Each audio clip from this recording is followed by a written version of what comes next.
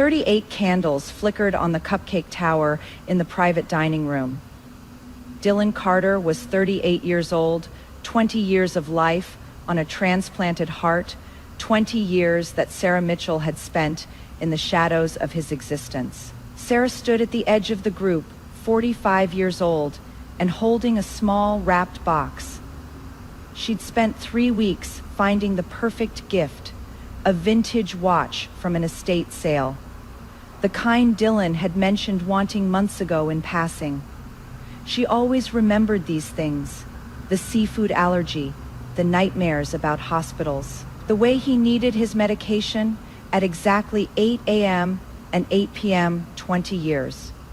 She'd been 25 when Ethan died, 25 when she'd discovered that his heart was beating in Dylan Carter's chest, 25 when she'd made the catastrophic decision to find Dylan, to watch over him, to convince herself that keeping him alive would somehow absolve her of the guilt that was eating her alive.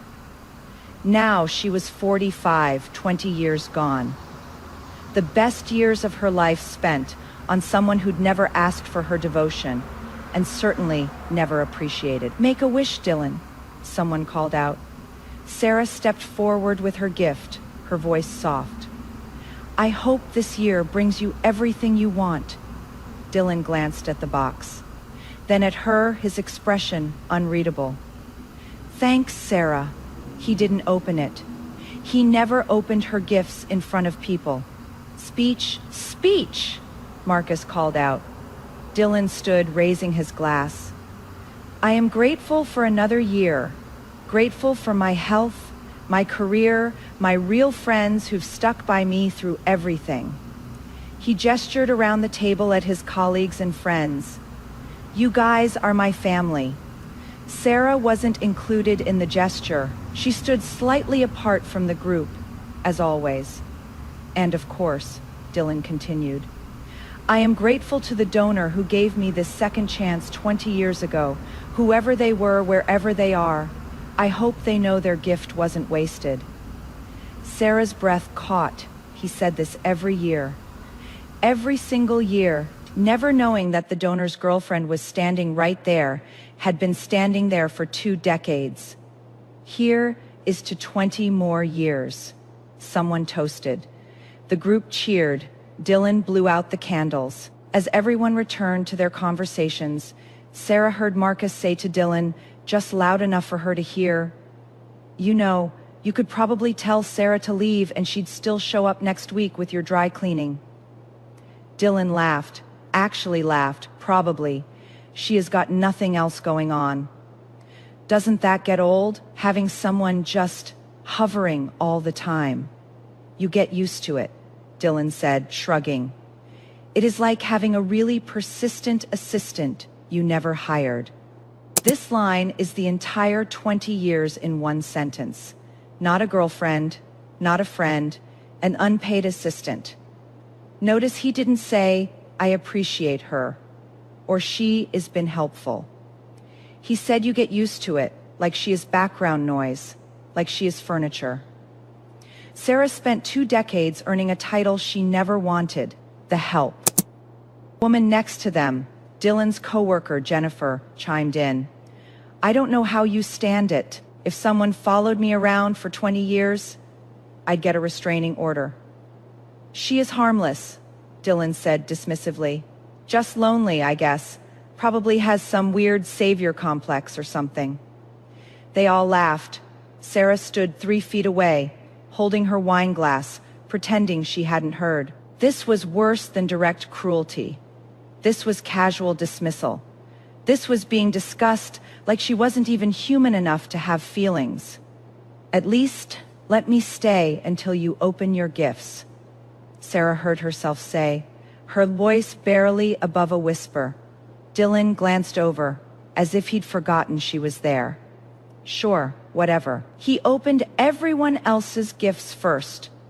Expensive whiskey from Marcus, concert tickets from Jennifer, a designer wallet from another colleague.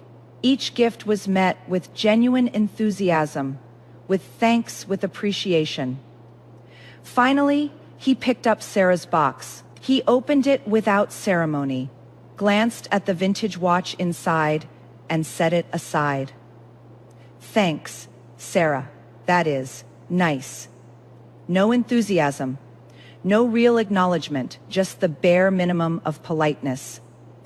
"It is the one you mentioned wanting," Sarah said. "From the 1950s. You said your grandfather had one like it." "Did I?" Dylan looked genuinely confused. "I don't remember that." Because he'd never really been talking to her, he'd been talking near her, and she'd been listening like every word was scripture. "Well, thanks anyway," Dylan said, already turning back to his friends. Sarah set down her wine glass. Her hands were shaking. "I am going to go," she said. No one responded. They were already deep in conversation about something else. Sarah walked to the door. As she reached for the handle, she heard Jennifer say, "Finally, I thought she'd never leave." "Give her 5 minutes," Marcus replied. "She'll text him some excuse to come back. $20, says she is waiting in the parking lot." Sarah pushed through the door and stepped into the cool evening air. Her phone was already in her hand, pulling up a rideshare app. For 20 years, she'd told herself that Dylan didn't mean to be cruel, that he just didn't understand, that if she could just be patient enough, helpful enough, invisible enough, he'd eventually see her value. But he did see her value. He valued her as a convenience, as a free service, as someone so desperate for purpose that she'd accept any scraps of acknowledgement he threw her way. And his friends saw her exactly the way he'd taught them to see her, as pathetic. The rideshare app showed a car 7 minutes away. Sarah had exactly 7 minutes to decide if she was going to spend the rest of her life being pathetic, or if she was finally going to choose herself. Sarah hadn't meant to become part of Dylan's life. It had happened gradually, accidentally, and then all at once. She'd been 25, still raw from Ethan's death, when she'd seen the article in the local paper, "Local teen receives life, saving heart transplant." The photo showed a young man in a hospital bed, his mother beside him, both of them smiling with relief and gratitude. Sarah had recognized the hospital, the same one where Ethan had been declared brain dead, the same day, the same time frame. She told herself it was just curiosity when she looked up the Carter family, just closure when she'd attended a charity event where Dylan's mother was speaking about organ donation. Just coincidence when she'd ended up working at the same marketing firm where Dylan had just been hired. But it wasn't coincidence. It was obsession dressed up as fate. At first, she just watched from a distance, made sure he was okay, made sure Ethan's heart was still beating. But then Dylan had gotten food poisoning from shellfish, the same allergy Ethan had, and Sarah had been the one to notice, to call 911 to save his life. After that, Dylan's mother had insisted on thanking her, had invited her to family dinners, had introduced her to Dylan as the woman who saved your life. And Sarah, drowning in guilt and grief, had let herself be pulled into their orbit. She'd become useful, indispensable. The person who remembered Dylan's medication schedule when he forgot. The person who drove him to cardiology appointments when his mother couldn't. The person who researched heart-healthy recipes and made sure he ate properly. Dylan had never asked her to do any of it, but he'd never stopped her either. Over the years, their relationship had calcified into something neither of them had names for. She wasn't his girlfriend. He made that clear to everyone. She wasn't his employee. She had her own job. She wasn't family, though his mother sometimes introduced her that way. She was just Sarah, always there, always helpful, always invisible. Dylan's friends had started calling her the shadow behind her back, then to her face, then in front of Dylan, who never defended her. "Why do you let them talk to you like that?" her sister had asked once. "Because I deserve it," Sarah had answered, and she'd believed it.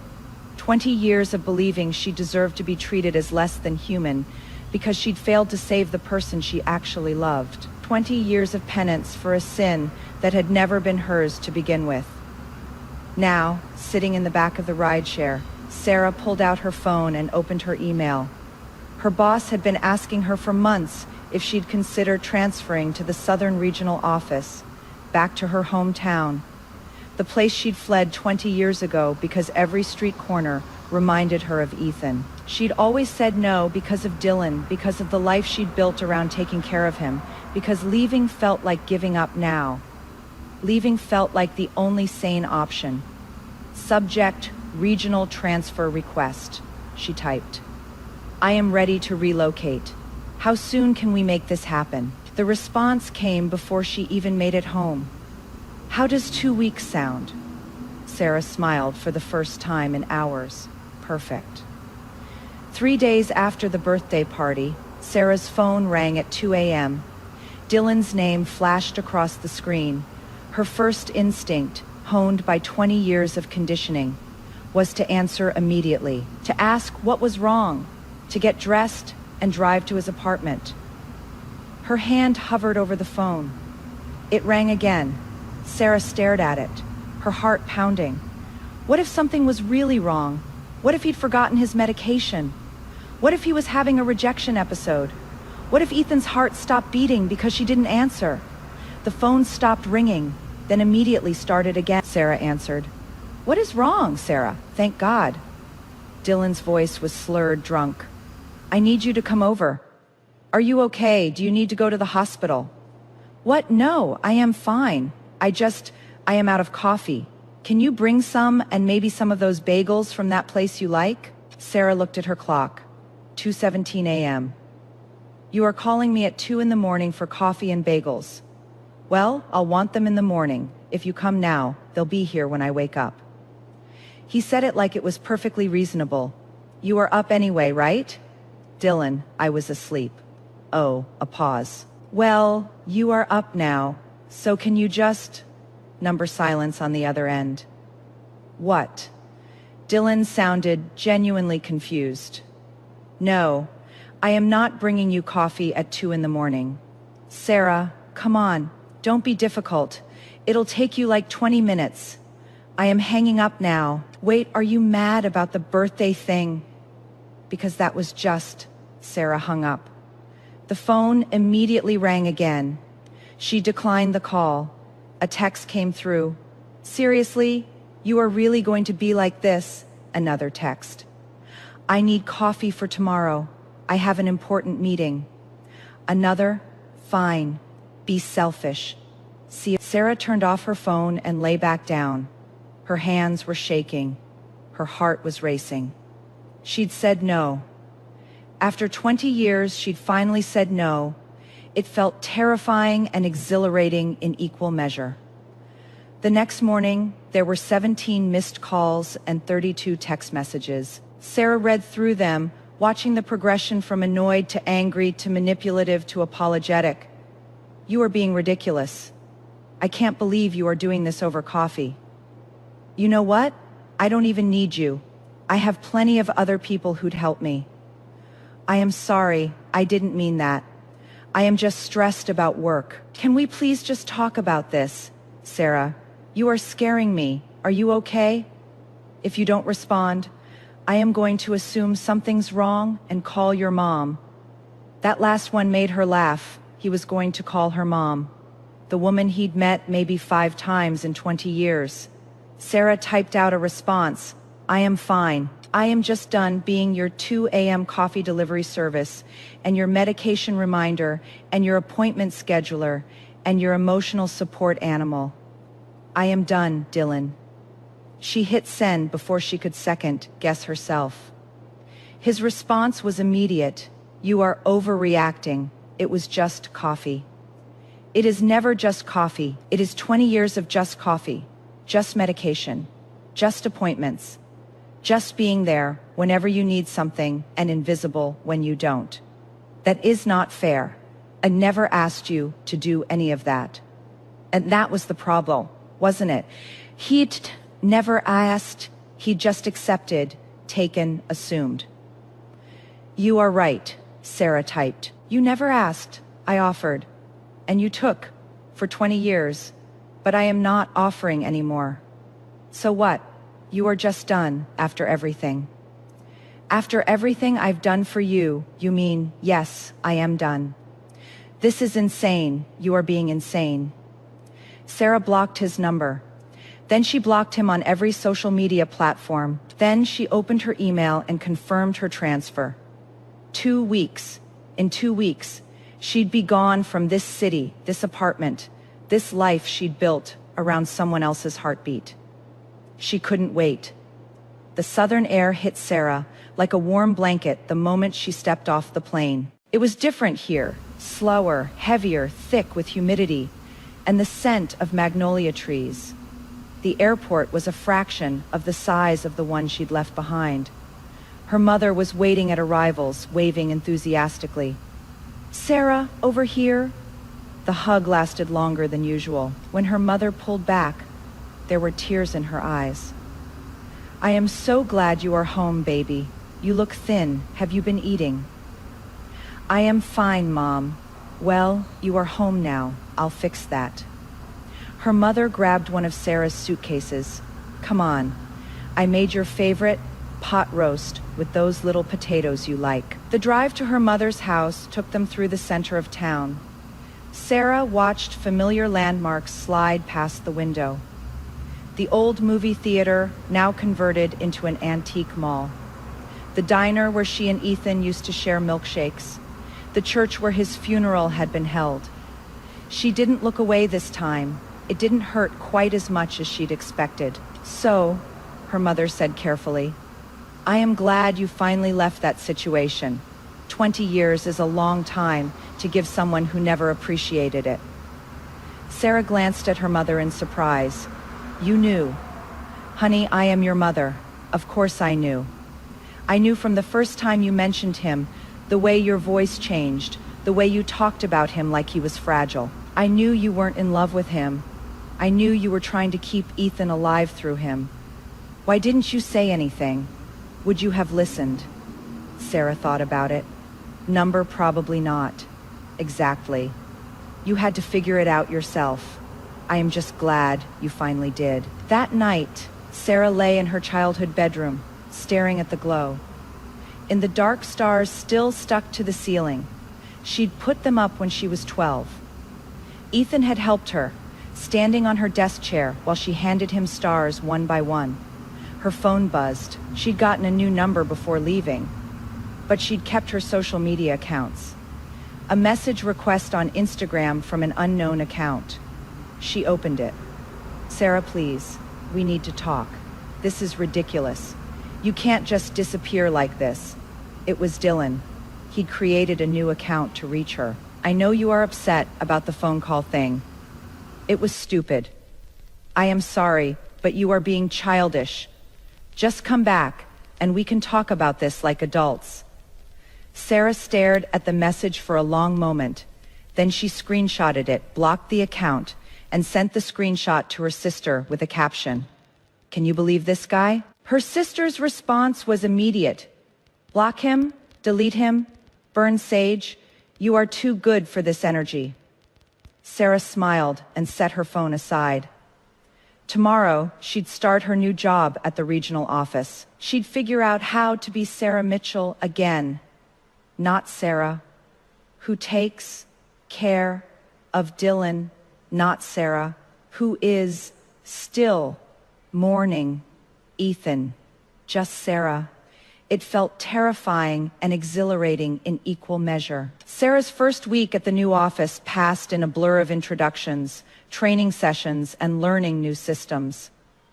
It was refreshing to be somewhere no one knew her history, where she was just the new marketing coordinator from the West Coast. But by the end of the first month, reality was setting in. Sarah's savings had taken a hit during the move. 20 years of putting Dylan's needs first had meant she'd never really focused on her own career advancement. She'd turned down promotions that would have required travel. She'd stayed in positions that offered flexibility for Dylan's medical appointments. Now, at 45, She was starting over at a salary that was barely above entry level. Her mother had offered to let her live rent free, but Sarah needed her own space. She found a small apartment, really small, a studio that was barely bigger than a hotel room, for $800 a month. After rent, utilities, car payment, insurance, and groceries, she had about $200 left each month. No room for error, no room for emergencies. When her car needed new brakes, Sarah had to put it on a credit card. When she got a sinus infection, she waited 2 weeks before going to the doctor because the copay was $50 she didn't have. This was the reality of starting over at 45. No safety net, no cushion, just the constant, grinding stress of making ends meet. 3 months after moving back, Sarah started having panic attacks. The first one happened in the grocery store. She was reaching for coffee, the same brand she used to buy for Dylan, when suddenly she couldn't breathe. Her vision tunneled. Her heart raced so fast, she thought she was having a heart attack. A store employee found her sitting on the floor in the coffee aisle, hyperventilating. "Should I call 911?" the young woman asked, concerned. "No," Sarah managed. "Just give me a minute." The panic attacks became more frequent at work, at home. Once while driving, which terrified her so much, she pulled over and sat on the side of the road for 30 minutes. Her doctor prescribed medication and recommended therapy. The medication was $60 a month with insurance. Therapy was $120 per session, and insurance only covered 8 sessions per year. Sarah did the math. She couldn't afford both. She chose therapy, rationing her 8 sessions carefully.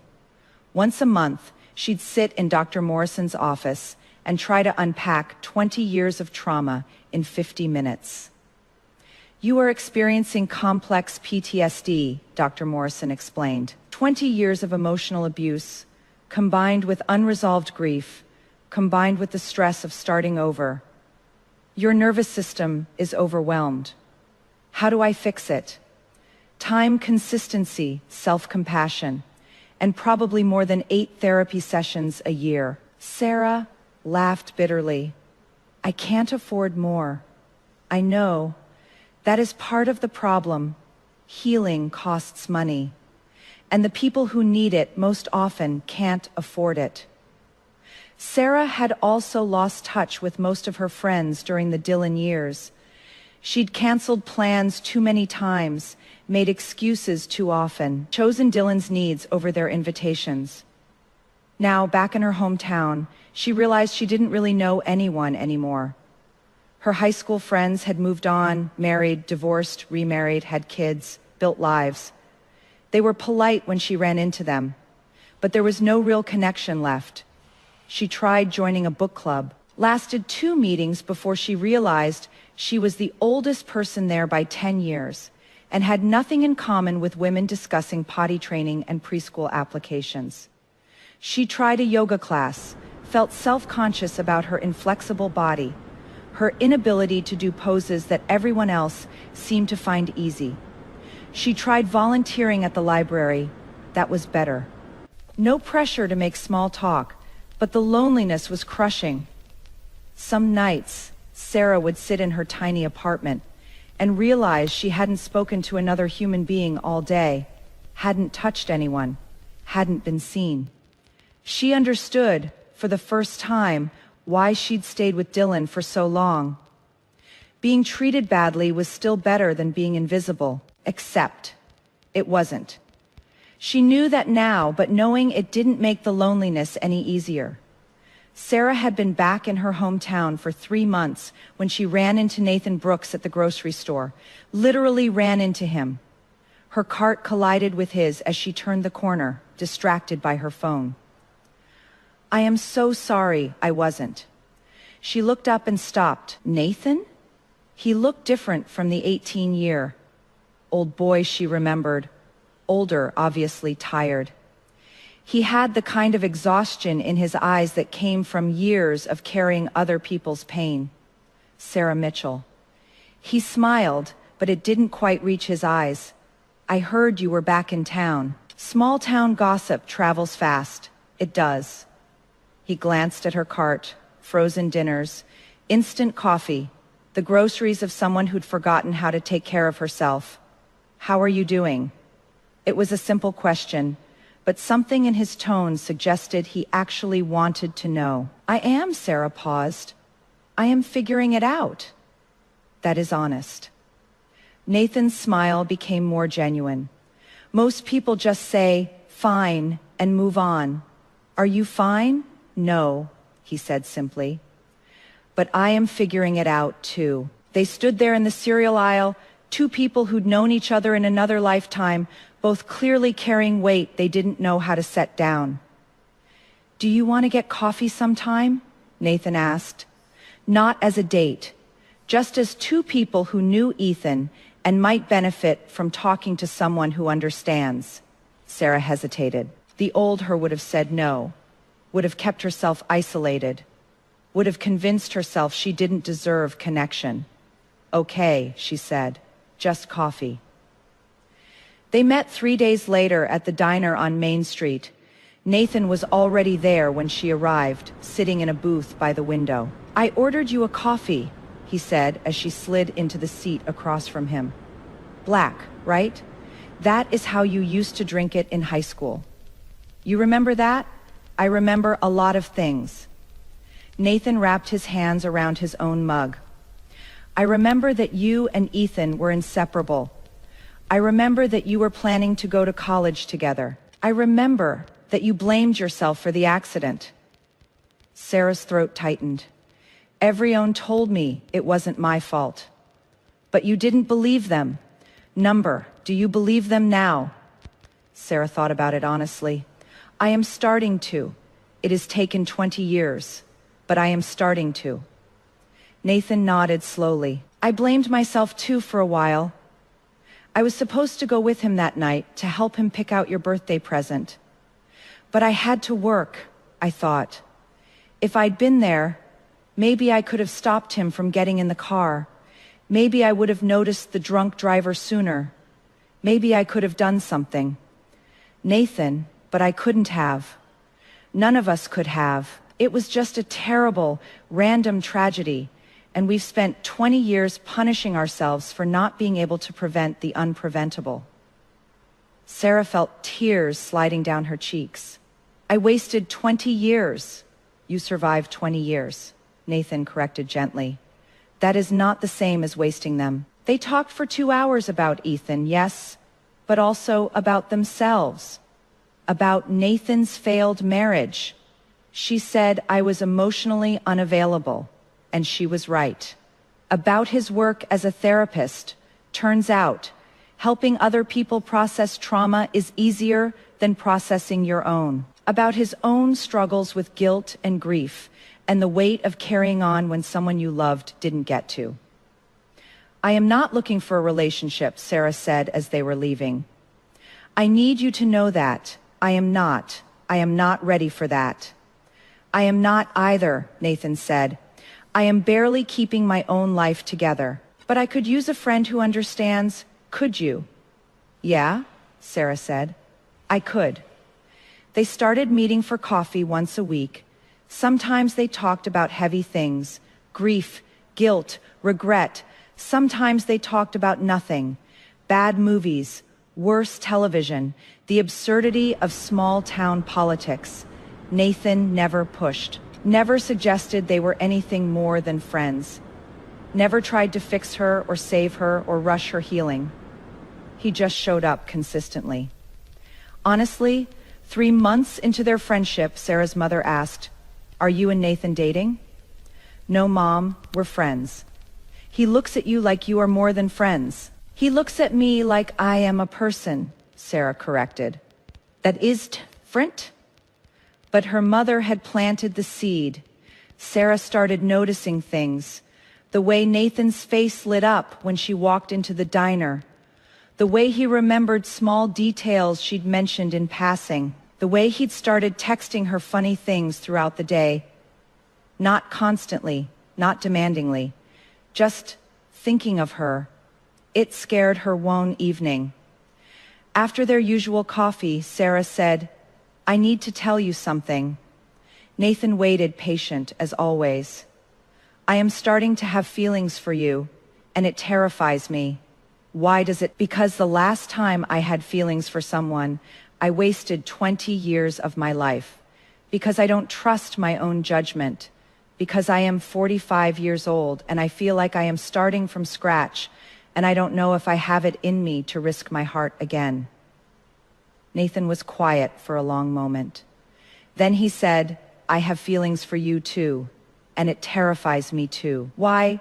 "Because I am 47 and divorced, and I have a therapist of my own because I am a mess. Because I don't know if I am capable of being what someone needs.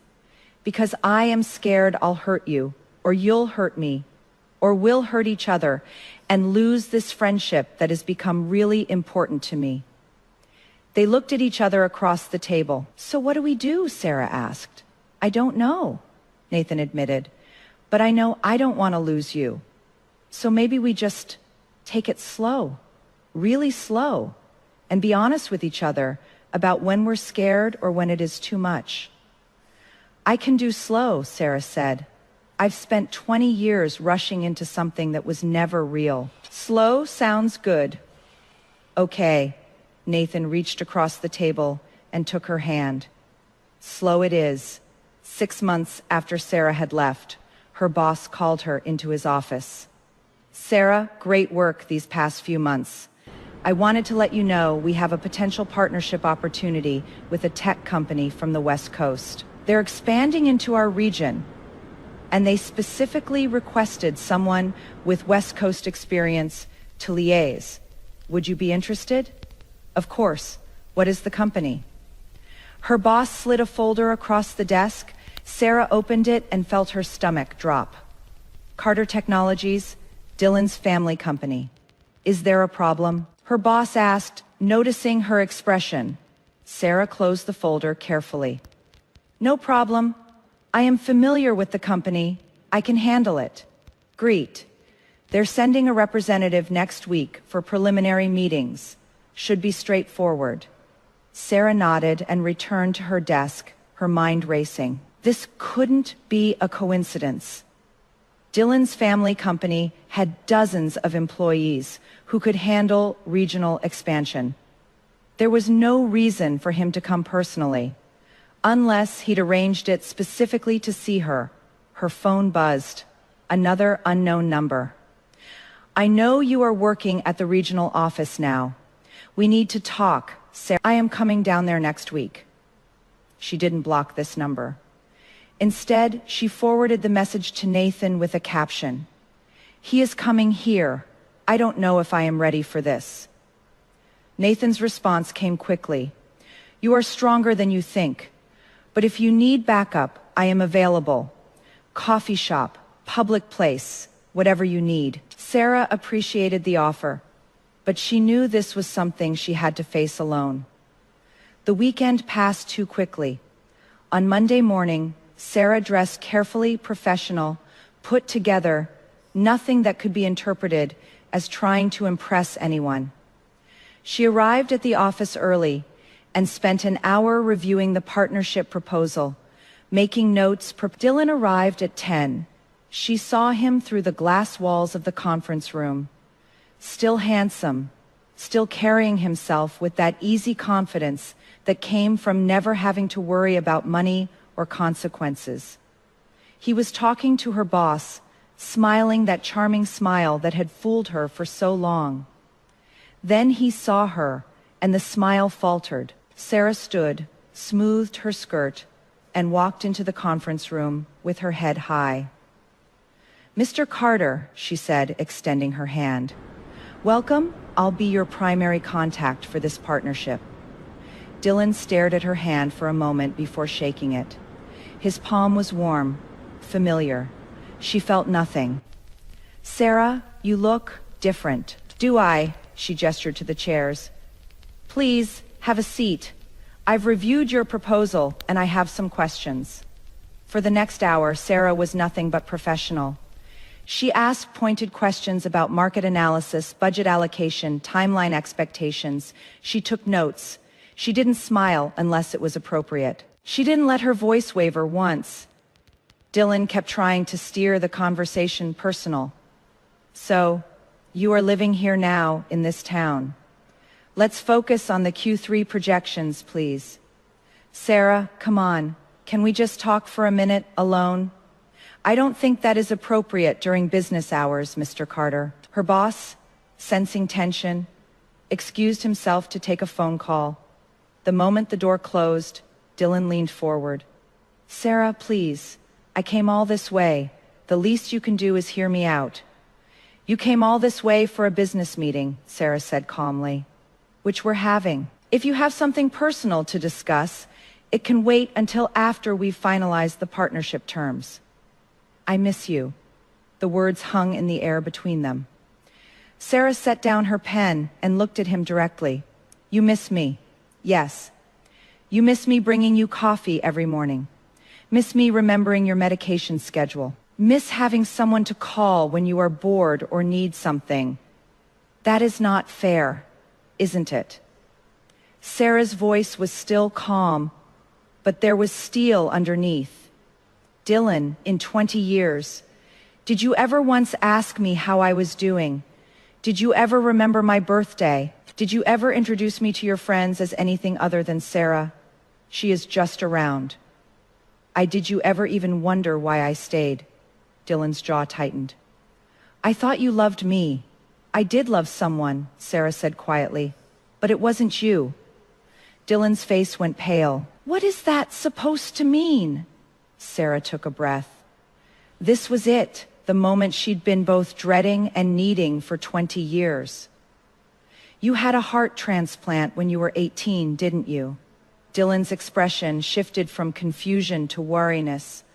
What does that have to do with anything, everything? Sarah pulled out her phone and opened an old photo. A young man with dark hair and bright eyes, his arm around a younger version of herself.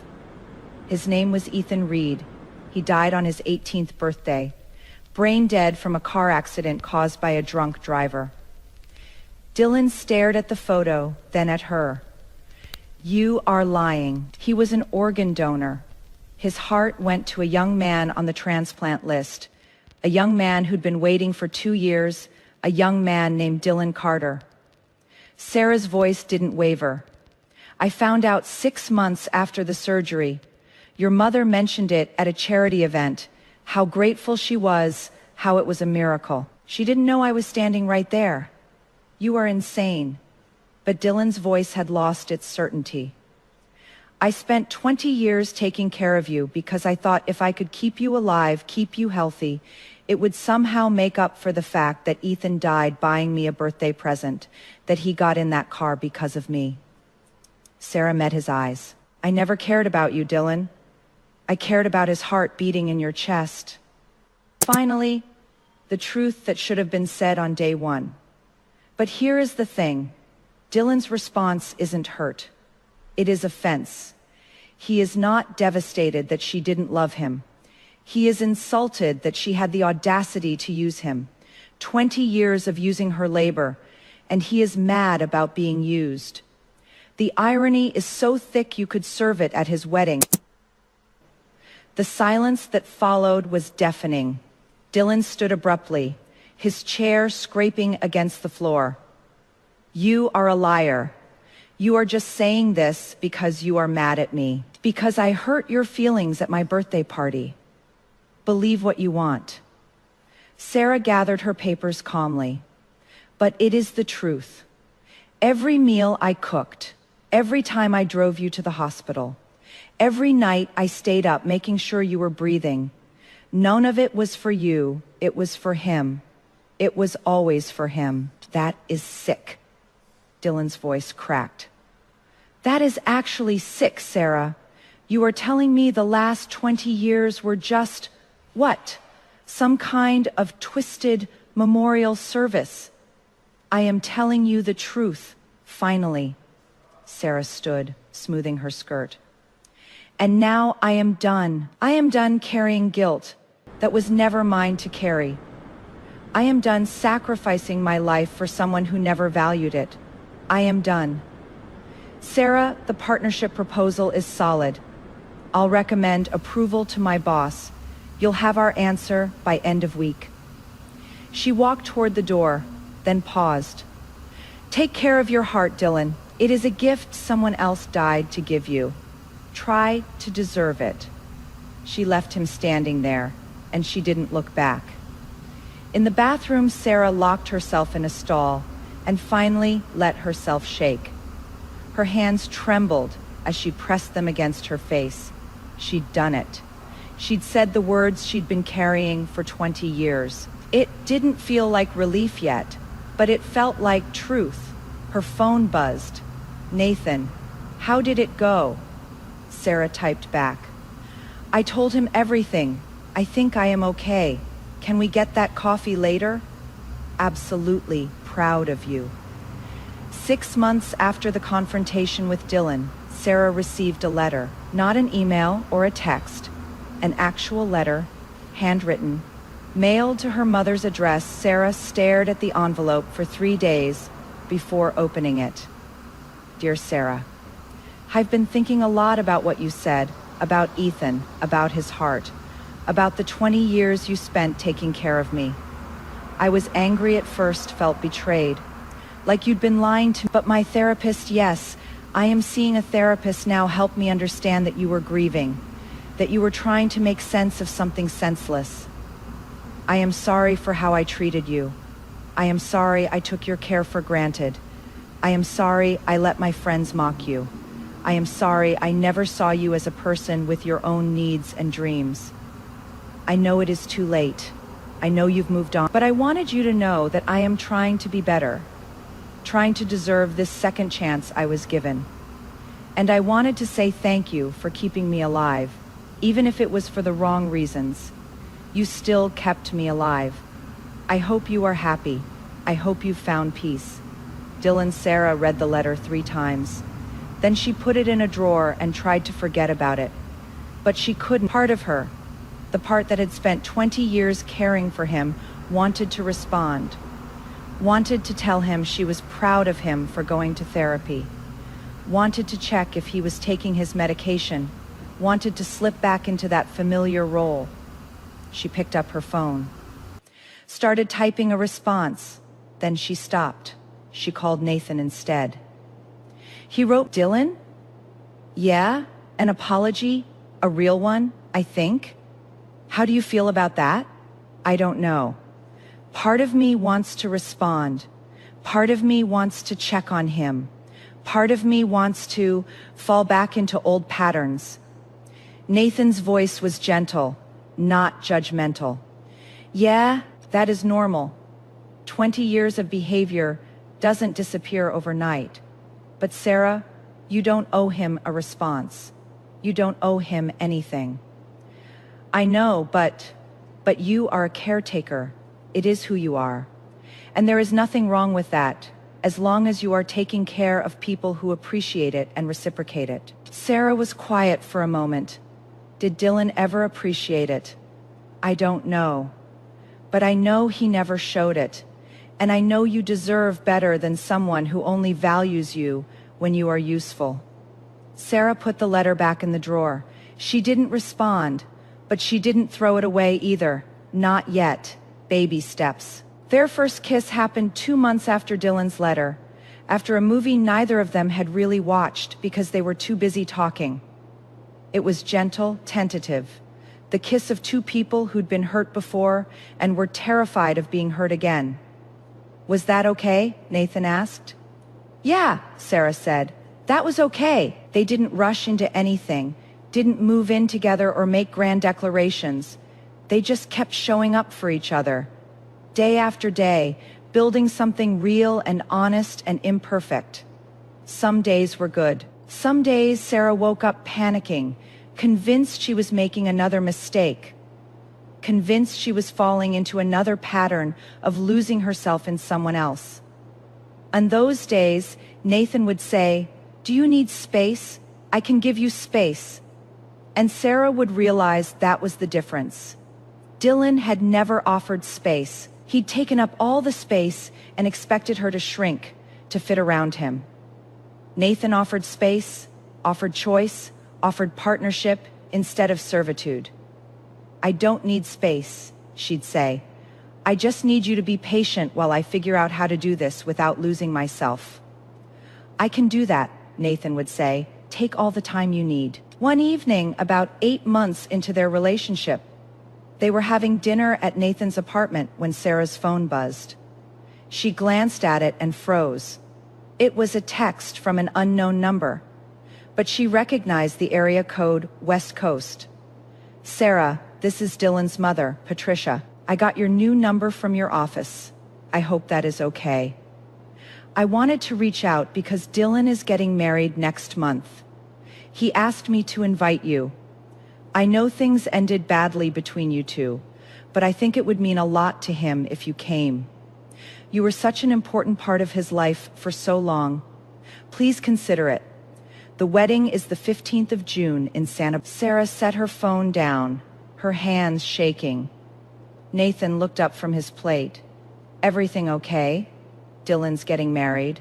His mother invited me to the wedding." Nathan was quiet for a moment. "How do you feel about that?" "I don't know." Sarah pushed her food around her plate. "Part of me is glad he is moving on. Glad he is building a life. Part of me is, I don't know, sad. Not because I want him back, but because it is the final closing of a chapter," Nathan finished. "Because it makes those 20 years feel even more wasted." "Yeah, are you going to go?"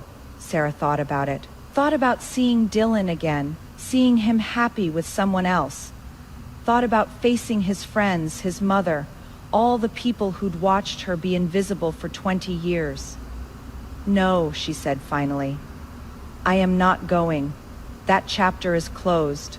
I don't need to attend the funeral." Nathan smiled. "Good, because I was going to support whatever you decided, but I really didn't want to go to your ex-whatever's wedding." Sarah laughed, and it felt good.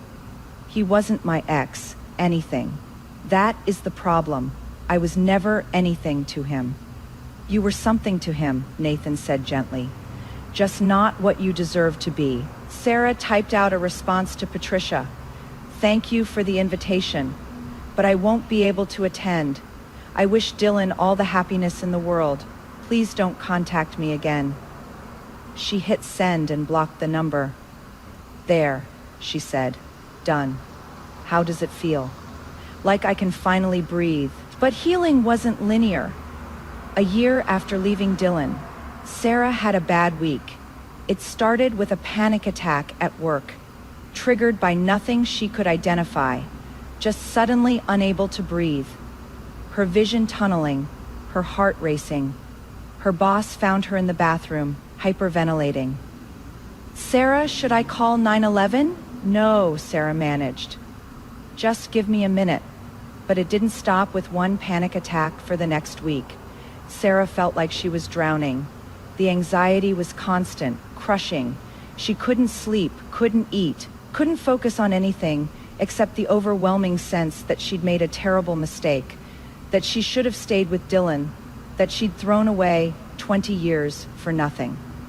She knew, logically, that these thoughts weren't true, but logic didn't matter when her nervous system was in full panic mode. Nathan came over one evening and found her sitting on the floor of her apartment, surrounded by unpaid bills, crying.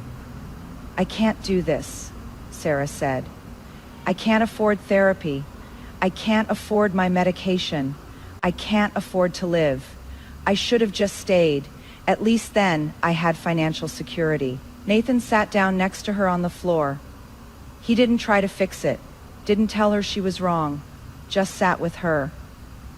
"You are having a bad week," he said quietly. "That doesn't mean you made the wrong choice. It just means healing is hard. I am 46 years old and I am sitting on the floor crying about money. I should have my life together by now. Says who made that rule?" Sarah didn't have an answer. You spent 20 years in survival mode, Nathan continued. Your nervous system is still catching up. It is still processing. And sometimes that processing looks like panic attacks and crying on the floor. That is normal. It doesn't feel normal. I know, but it is. Nathan picked up one of the bills. How much do you need? Nathan, no, I am not taking money from you. It is not taking, it is accepting help. There is a difference. He looked at the bills. You need about $500 to catch up. Right? I can't. Sarah, I have the money. You need the money. Let me help, not because you are helpless, but because that is what people who care about each other do.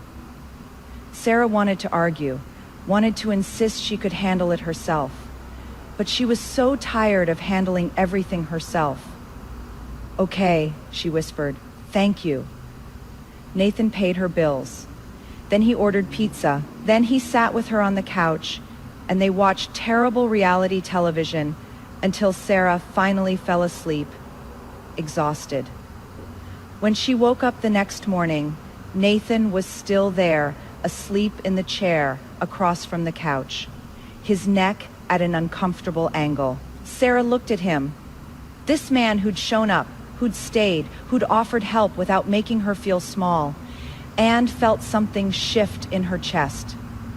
This was what love was supposed to look like, not grand gestures or passionate declarations, just showing up, just staying, just being there when things got hard. 18 months after leaving Dylan, Sarah finally felt ready to visit Ethan's grave.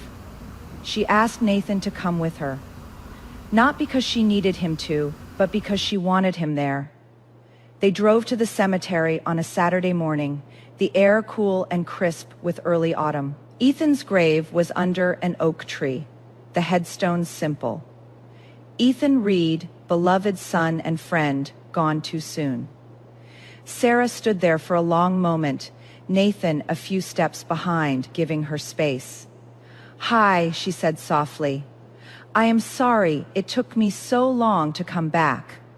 I am sorry for a lot of things, actually. A breeze rustled through the oak leaves. I spent 20 years trying to keep you alive through someone else.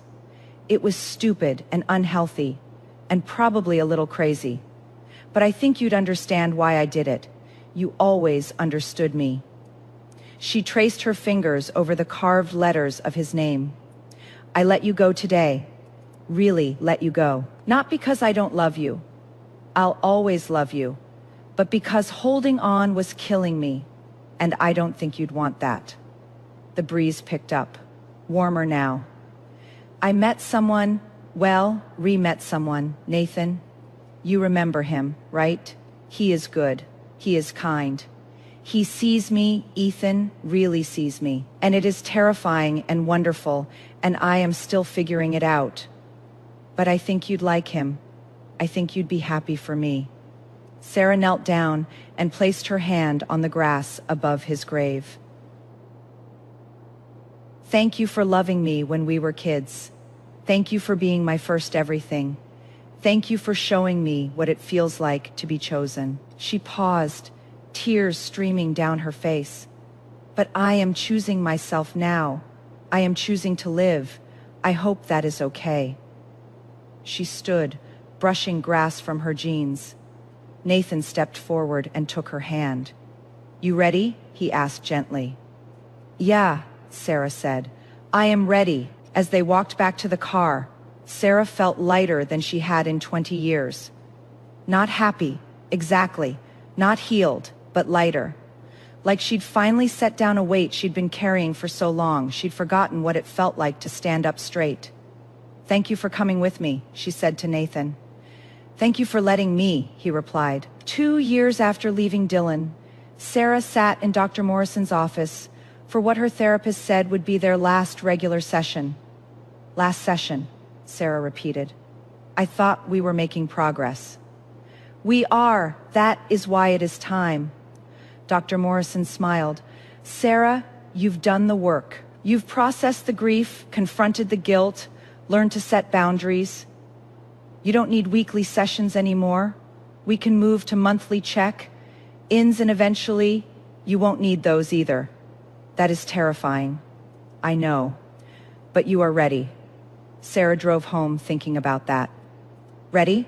Was she ready? She was 47 now. 2 years of therapy. 2 years of slowly rebuilding her life. 2 years of learning to be Sarah Mitchell instead of Sarah, who takes care of Dylan. She had her own apartment now, still small but hers. She'd gotten a promotion at work, not a huge one, but enough to breathe a little easier financially. She had a small circle of friends, the women from her book club. She'd found one with women her own age, a few coworkers, Nathan. They'd been together for a year and a half now, officially together, though they still maintained separate apartments. Sarah wasn't ready to live with someone, might never be ready, and Nathan understood that. I don't need to live with you to love you, he'd said. I just need you to be honest with me. And she was honest about her fears, her triggers, her bad days, honest about the fact that sometimes she still thought about Dylan, still wondered if he was okay, still felt that old pull to check that is normal. Nathan would say, 20 years of caring doesn't just disappear, but you don't act on it anymore. That is what matters. He was right. She didn't act on it. She'd heard through the small town grapevine that Dylan had moved to California, that he'd gotten married, that he was doing well. She was glad, genuinely glad, not because she still cared about him, but because it meant Ethan's heart was still beating, still giving someone a chance at life. That was enough. Sarah pulled into her apartment complex and saw Nathan's car already there. He had a key now. She'd given it to him 6 months ago. A huge step for her.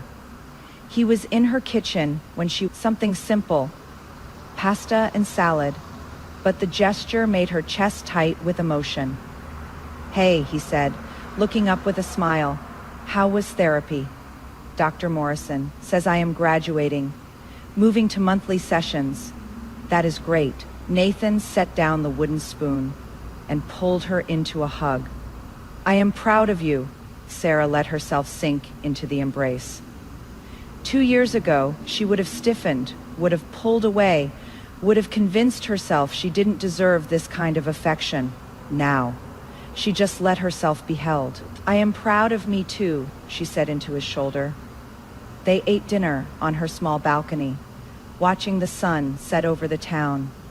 It wasn't a fancy meal, it wasn't a fancy view, but it was theirs, and that made it perfect. Can I ask you something? Nathan said as they were cleaning up. Always, are you happy? Sarah thought about it honestly. Most days, not every day. Some days are still hard. Some days I still wake up panicking or feeling like I wasted my life. But most days, yeah, I am happy. That is all anyone can ask for, Nathan said. Are you happy? Sarah asked. Most days, Nathan echoed with a smile. You make the good days better and the bad days bearable. That is more than I ever thought I'd have again. That night, lying in bed, Sarah opened her phone and looked at her notes app. She'd started a list 2 years ago, things I want for myself. She read through it now. 1. A job I am actually good at. 2. Friends who don't make me feel pathetic. 3.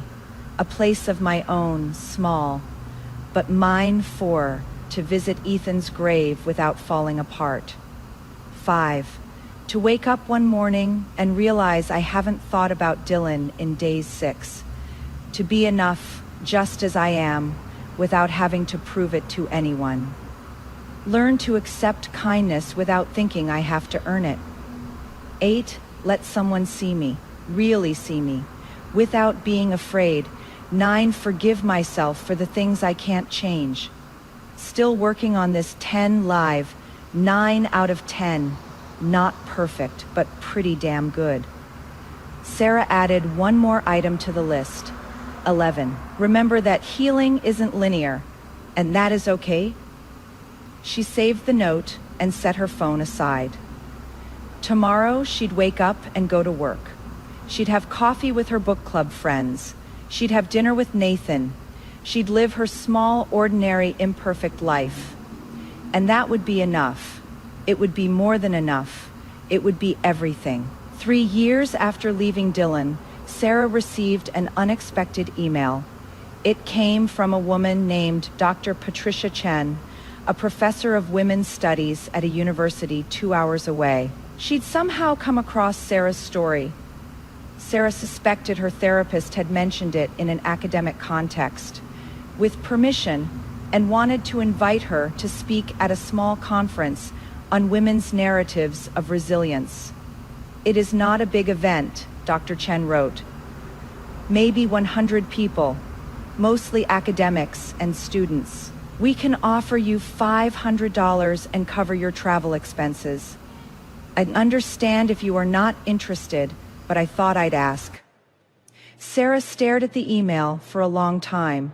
Public speaking terrified her. But something about the invitation felt right. She said yes. The conference was in November. In a small auditorium at the university, Sarah arrived early, her hands shaking, wondering what she'd gotten herself into. Dr. Chen met her at the door. "Thank you so much for coming. We're excited to hear your story." "I am not sure I have much of a story," Sarah said. "You spent 20 years in an emotionally abusive situation and found the courage to leave at 45, Dr. Chen said. That is a story." Sarah spoke for 30 minutes. She told them about Ethan, about the guilt, about finding Dylan. She told them about the 20 years of being invisible, of being useful but never valued. She told them about the birthday party, about the 2 a.m. phone call, about finally choosing herself. "People ask me if I regret those 20 years, Sarah said, looking out at the audience. "If I wish I could have them back, and the answer is complicated. Yes, I wish I'd made different choices. Yes, I wish I'd dealt with my grief in healthier ways. But those 20 years taught me something important. They taught me what I am worth. They taught me that being alone is better than being invisible. They taught me that it is never too late to choose yourself." She paused, her voice catching slightly. "I am 48 years old. I am starting over in midlife. I don't have a lot of money. I don't have a perfect relationship. I don't have my life all figured out, but I have myself. And after 20 years of giving myself away, that feels like everything." When she finished, the room was silent for 3 seconds. Then the applause came, not thunderous, but genuine. Several women were crying. After, a woman approached her. She looked to be in her early 50s, well-dressed, confident. "My husband wants me to retire early so I can travel with him for his job," she said quietly. "I love my career, but he says if I love him, I'll do this. Am I being selfish?" Sarah looked at her. "Are you happy in your career?" "Very. It is the thing I am most proud of." "Then you are not being selfish. You are being honest about what you need." Sarah paused. "Love shouldn't require you to give up the things that make you who you are. It should celebrate them." Sarah spent 20 years learning this lesson the hard way. Now she is teaching it to strangers. This is what recovery looks like, not erasing the damage, but using it, turning your worst mistakes into someone else's roadmap. She didn't waste 20 years. She just paid a very expensive tuition for a degree in self-worth. "But what if he leaves?" "Then he was never the right person for you," Sarah said gently. "The right person doesn't make you choose between them and yourself." The woman's eyes filled with tears. "Thank you." Sarah drove home that evening, Nathan beside her. He'd come to the conference, sat in the back row, supported her without making it about him. "You were wonderful," he said. "I was terrified," Sarah admitted. "You were both," Nathan said. That is what made it wonderful. They drove in comfortable silence for a while. Then Nathan said, "I've been thinking about us, about the future." He glanced at her. "I don't need to get married, but I'd like to make this official somehow. Maybe move in together or buy a place together. Something that says we're building a life, not just dating." Sarah's first instinct was panic, but she breathed through it the way Dr. Morrison had taught her. "I think I'd like that," she said slowly. "But I need my own space, a room that is just mine for when I need to be alone." "Of course," Nathan said. "We'll find a place with an extra room. Your space, no questions asked. And we split everything equally. I am not being taken care of, I am being partnered with." "Agreed," Nathan said. "And if it doesn't work out, we have a plan for how to separate fairly. I need to know I can leave if I need to." Nathan was quiet for a moment, then he said, "I understand why you need that, and yes, we can have that conversation. But Sarah, I need you to know, I am not Dylan. I am not going to make you feel trapped. I am not going to make you feel like you can't leave. I want you to stay because you want to, not because you feel obligated." Sarah felt tears prick her eyes. "I know you are not Dylan. That is why I am saying yes." They found a small house on the edge of town, 2 bedrooms, a tiny yard, affordable mortgage. They moved in together in December 3 years and 3 months after Sarah had left Dylan. It wasn't perfect. They argued about dishes and schedules and whose turn it was to buy groceries. Nathan left his books everywhere. Sarah needed more alone time than he sometimes understood. But it was real, and real was better than perfect. On New Year's Eve, Sarah stood in their small backyard, watching fireworks in the distance. Nathan came up behind her, wrapped his arms around her waist. "Happy?" he asked. Sarah thought about it honestly. "Most days, not every day, but most days." "That is all anyone can ask for," Nathan said. Sarah's phone buzzed. A text from her book club friend Margaret. "Happy New Year. Grateful for your friendship." Then one from her sister. 3 years of freedom. So proud of you." Then one from Dr. Morrison. "Remember, healing isn't linear. Be patient with yourself. Happy New Year." Sarah read the messages, felt tears prick her eyes. Not sad tears, grateful tears. She'd lost 20 years. But she'd gained something more valuable, herself. She was 48 years old. She was living with a man she loved but didn't need. She was working a job that paid the bills but didn't define her. She had a small circle of friends who saw her, really saw her. She had panic attacks sometimes. She had bad days. She still went to therapy once a month. She still struggled with money, with anxiety, with the lingering effects of 20 years of emotional abuse. But she also had good days, days when she woke up and felt grateful, days when she laughed until her stomach hurt, days when she looked in the mirror and recognized the woman looking back. She wasn't healed. She might never be fully healed, but she was healing, and that was enough. She turned in Nathan's arms and kissed him. "Happy New Year, Happy New Year," he said. "Here is to more good days than bad." "I'll drink to that," Sarah said, and she meant it. Here is the uncomfortable truth. Sarah's story isn't a revenge fantasy. She doesn't win. Dylan gets married, moves on, probably never thinks about her again. She gets a small house, a decent relationship, and therapy bills.